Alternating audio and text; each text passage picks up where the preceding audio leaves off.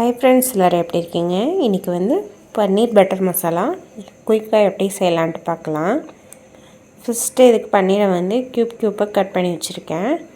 அடுத்து ஒரு பேனில் வந்து கொஞ்சமாக பட்டர் சேர்த்துக்கலாம். நம்மளுக்கு பட்டர் நெய் மட்டும் போதும். நான் வந்து நெய்க்கு பதிலாக பட்டரும் கொஞ்சம் ஆயிலும் விட்டுருக்கேன். நீங்கள் பட்டர் மட்டும் போதும்னா பட்டர் மட்டும் சேர்த்துக்காங்க.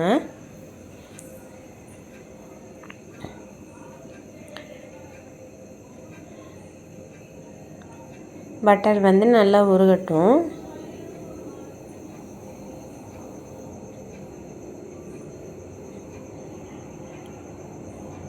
இது கூட லைட்டாக ஆயில் சேர்த்துருக்கேன்.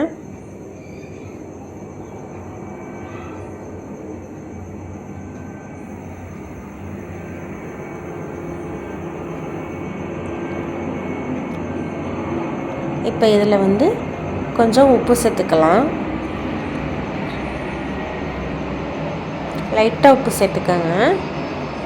நம்ம கிரேவிக்கும் உப்பு சேர்ப்போம், அதனால் பன்னீர் வந்து ஃப்ரை பண்ண போகிறோம் இப்போ, அதனால் லைட்டாக சேர்த்துக்கிட்டா போதும். அதுக்கப்புறம் மிளகாத்தூள் வந்து ஒரு அரை ஸ்பூன் சேர்த்துருக்கேன். மஞ்சத்தூள் வந்து ஒரு ஸ்பூன் சேர்த்துருக்கலாம். சேர்த்துட்டு நல்லா அதையும் நல்லா மிக்ஸ் பண்ணி விட்டுக்காங்க.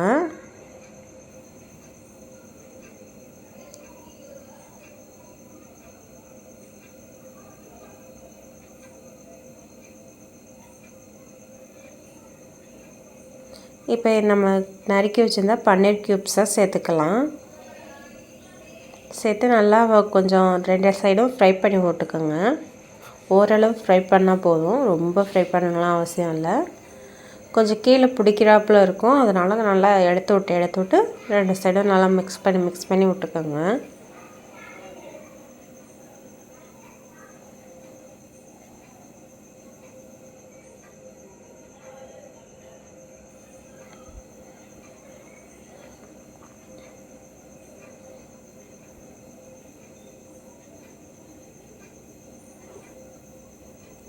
இது இப்போ அப்படியே ஃப்ரை பண்ணியாச்சு. ஃப்ரை பண்ணி இது தனியாக எடுத்து வச்சுக்கலாம். நல்லா ஃப்ரை பண்ணணும்லாம் இல்லை, லைட்டாக ஃப்ரை ஆனால் போதும். இந்தளவு ஃப்ரை பண்ணால் போதும். இதை எடுத்து வச்சுக்கலாம். அடுத்து வந்து நம்ம பட்டர் மசாலா செய்ய போகிறோம். அதுக்கு இன்னொரு பேன் வச்சுட்டு அதில் எண்ணெய் ஒரு ஸ்பூன் சேர்த்துக்கோங்க. ஆயில் கொஞ்சம் சேர்த்துக்கிறேன். நீங்கள் ஆயில் வேணாம்னா நெய் சேர்த்துக்கோங்க. சேர்த்துட்டு அந்த நல்லா மெல்ட் ஆனதுக்கப்புறம் பட்டை, பிரியாணி இலை, ஸ்டார் பூ, கல்பாசி எல்லாம் சேர்த்துட்டு அது நல்லா பொரிஞ்சிட்டு வந்ததுக்கப்புறம் இஞ்சி பூண்டு பேஸ்ட்டு அரைச்சி வச்சுருந்தேன், அது ஒரு ஸ்பூன் சேர்த்துட்டு அதோட ராஸ்மெல் போனதுக்கப்புறமா ஆனியன் வந்து கொஞ்சம் அதிகமாக சேர்த்துக்கோங்க. அப்போ தான் நம்மளுக்கு கிரேவி வந்து திக்னஸ் வரும். நான் வந்து 3 மீடியம் பெரிய வெங்காயத்தை எடுத்து சின்னதாக பொடியாக கட் பண்ணி வச்சுருக்கேன். சேர்த்து அதையும் நல்லா வதக்கி விட்டுக்கோங்க.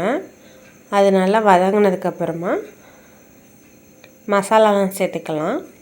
ஒரு ஸ்பூன் மிளகாத்தூள் சேர்த்துருக்கேன், ஒரு ஸ்பூன் மல்லித்தூள் சேர்த்துருக்கேன், ஒரு ஸ்பூன் கரம் மசாலா சேர்த்துருக்கேன். தேவையான அளவு உப்பு சேர்த்துட்டு அதை நல்லா அந்த பட்டர்லேயே கொஞ்சம் நல்லா வதக்கி விட்டுக்கோங்க.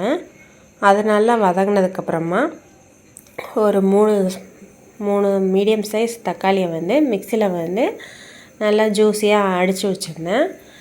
அதையும் சேர்த்து அந்த தக்காளியோட ராஸ்மெல் போகிற வரைக்கும் நல்லா வதக்கி விட்டுக்காங்க.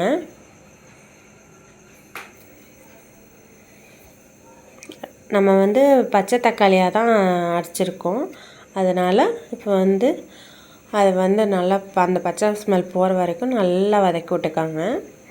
அது கலர் மாறி வரும் நல்லா. இப்போ வந்து கீழே பிடிக்கிறாப்புல இருந்துச்சுன்னா நம்மளுக்கு கொஞ்சம் தேவையான அளவு தண்ணி ஊற்றிட்டு மூடி போட்டு அதை நல்லா அந்த மசாலா ஸ்மெல்லெல்லாம் போகிற அளவுக்கு நல்லா மூடி போட்டு வச்சுக்கோங்க.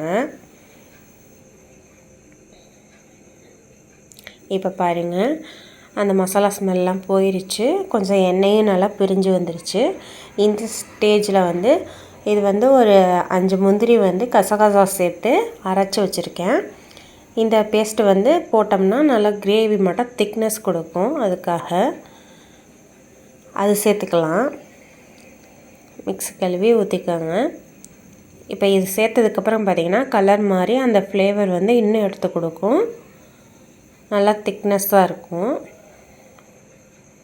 இதில் இன்னும் கொஞ்சம் தண்ணி வேணாலும் இன்னும் கொஞ்சம் தண்ணி விட்டுக்கலாம்.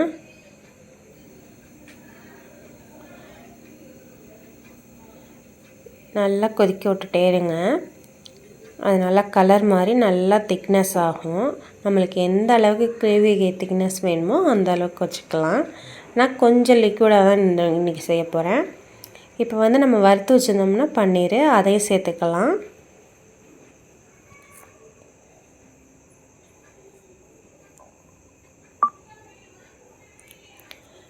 அதை சேர்த்துட்டு அதையும் நல்லா மிக்ஸ் பண்ணி விட்டுக்கோங்க. பன்னீர் வந்து நம்ம அப்படியே போடக்கூடாது, அப்படியே போட்டோம்னா பன்னீர் வந்து கரைஞ்சிரும்.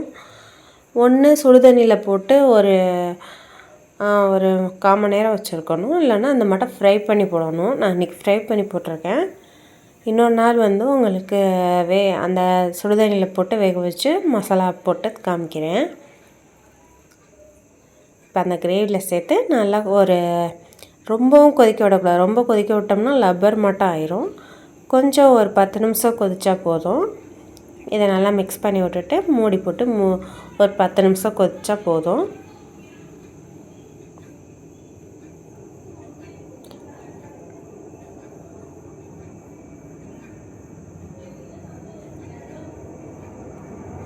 இப்போவே நல்லா திக்னஸ் வந்துடுச்சு பாருங்கள்.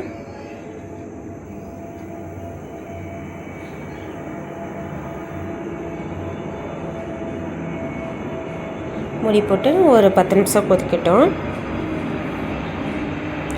அவ்வளோதான், நம்மளோட பன்னீர் கிரேவி ரெடி ஆயிடுச்சு.